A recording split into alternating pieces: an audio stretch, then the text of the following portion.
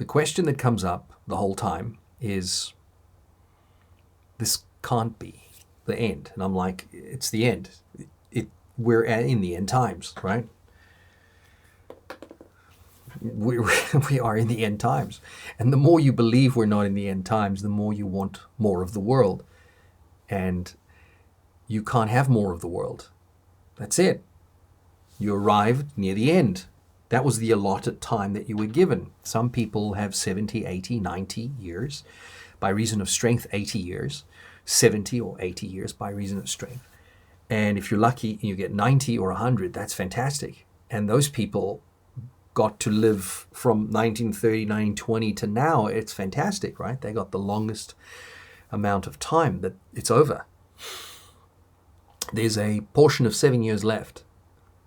And this sounds like craziness. It sounds like madness to people. You know, when you say, well, we're in the end times, the mark is here, you know, the number and the name of the beast is in that thing. This is it, right? The fact that it doesn't have an actual manifest mark somewhere yet, it's coming. But that's not the mark. The mark's the physical rewriting. Suetonius, 12 Caesars.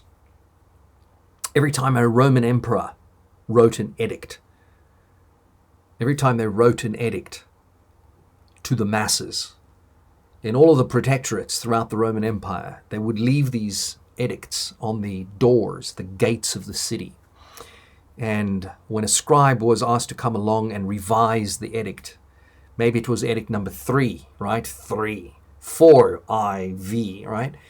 Every time an edict was changed, revised, the scribe would chisel away, or write, sometimes they would write. They would change the edict of the emperor, but they would leave what the emperor had said below that. They would leave that information, but they would scratch it out.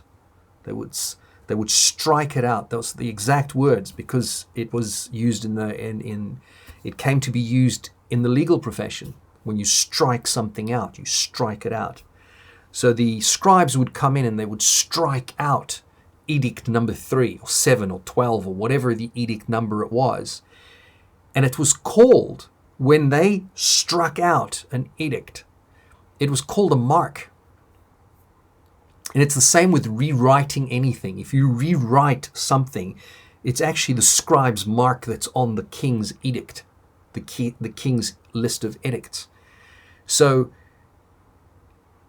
Apostle Paul is using imagery of his time. He's using terminology that relates to the Roman Empire. And anyone of that era understood, and a good historian, a good scholar of the Bible understands that if the scribe has come along and written over one of the edicts, then that's the mark, right? They'll know, they'll say it's edict 3, but there's a mark. In other words, it's been revised. The scribe revised the edict of the emperor. And Apostle Paul knew this. And for that reason, he understood that the last thing that you want to do is to desecrate, abominate the edicts of the king, right? The edicts of the king, it's an abomination to come in, anybody other than the scribe, anybody to come in and scratch out or vandalize an edict, because those edicts were incredibly important.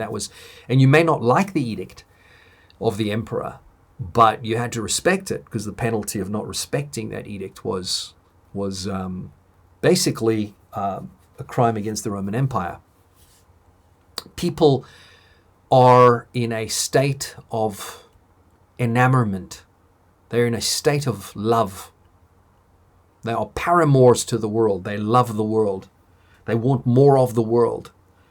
They want to get married. They want to have kids. They want to go and travel to all the many countries, the myriad countries they see in travelogues, on TV commercials.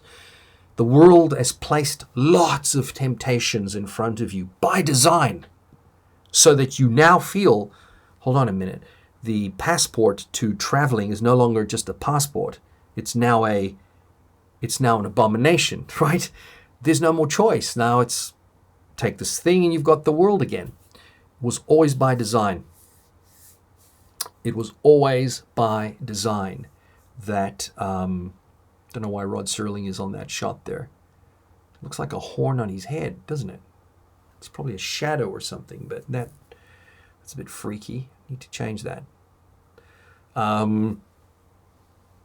This is for another program that was being done. I wanted to show you something very interesting. But what is really happening is that people want to have more of the world. And because they want to have more of the world, they are very close, very, very close to getting tempted into just taking this thing, right? They're very close.